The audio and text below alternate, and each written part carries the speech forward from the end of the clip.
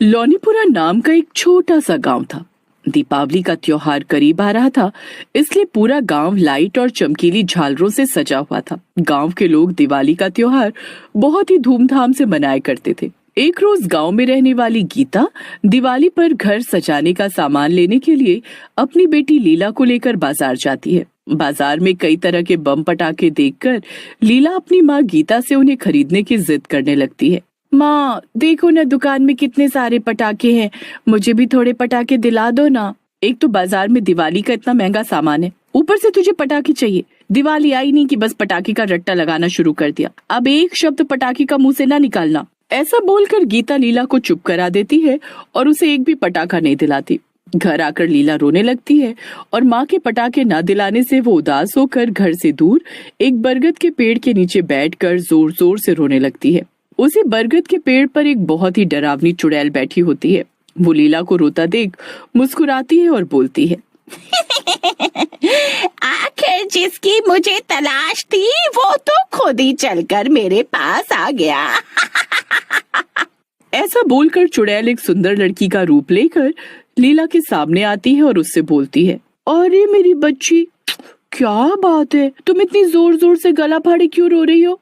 सब बच्चों के पास पटाखे, बस एक मेरी माँ है जो मुझे एक भी पटाखा नहीं दिलाती है। बस इतनी सी बात है। अरे माँ ने पटाखा नहीं दिलाया तो क्या हुआ, मैं तुम्हें बम देती हूँ, वो भी एक बड़ा अनार बम।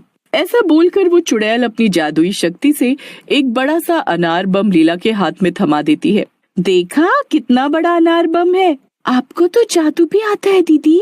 हाँ आता है, मगर इसके बारे में तुम किसी को बताना नहीं, ठीक है?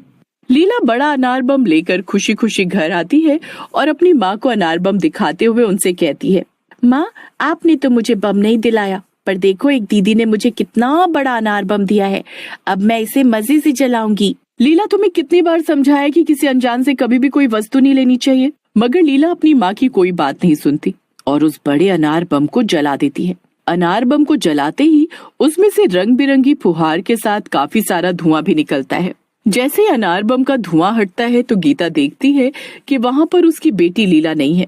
गीता घबराते हुए लीला को सब जगह ढूंढने लगती है, मगर उसे लीला कहीं नहीं मिलती। वहीं दूसरी ओर लीला धुएं के साथ गायब होकर जंगल के खंडहर में आ जाती है। खंडहर में अपने सामने चुड़ैल को देखकर लीला बहुत घबरा जाती है। ये मैं कहाँ आ गई? हे भगवान, यहाँ तो चुड़ैल भी है। ज्यादा चिल्लम चिल्ली मचाने की जरूरत नहीं है, सामने तुझे एक बड़ा सा अनार बम दिख रहा है ना, उसी से तुझे बांध कर आसमान में उड़ा दूंगी। ऐसा बोलकर चुड़ैल जोर जोर से हंसने लगती है और वहां से गायब होकर फिर से एक लड़की का रूप लेकर गांव में आ जाती है। तभी पास में ही एक सोनू नाम का बच्चा खेल रहा होता है। वो चुड़ैल सोनू को एक बड़ा अनार बम दिखाकर उसे अपने पास बुलाती है। सोनू अनार बम के लालच में उस लड़की के पास चला जाता है।